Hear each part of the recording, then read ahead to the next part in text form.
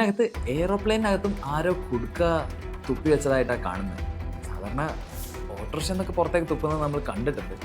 ഡൽഹിയിലൊക്കെ ഈ കുഡ്ക സ്റ്റെയിൻസിന്റെ പ്രോബ്ലം എത്രത്തോളം രൂക്ഷാന്നുള്ളത് നിങ്ങൾ അവിടുത്തെ പോഷ് ഏരിയാസിൽ നോക്കിയാൽ നിങ്ങൾക്ക് മനസ്സിലാവും.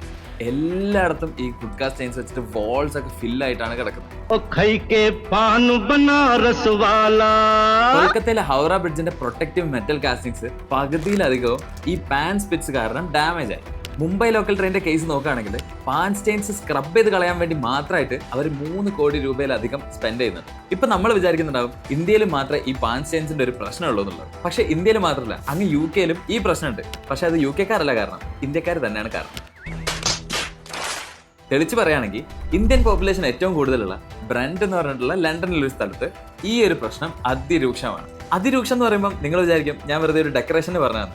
പക്ഷേ ബ്രണ്ടിലെ കേസ് എന്താണെന്ന് വെച്ചാൽ ഹൈ പ്രഷർ ജെറ്റ് വെച്ചിട്ട് പോലും അവർക്കത് ക്ലീൻ ചെയ്യാൻ പറ്റുന്നില്ല എന്നുള്ളതാണ് അവരുടെ പ്രശ്നം. Harrow Council says pond spitting is disgusting, unhygienic and costly.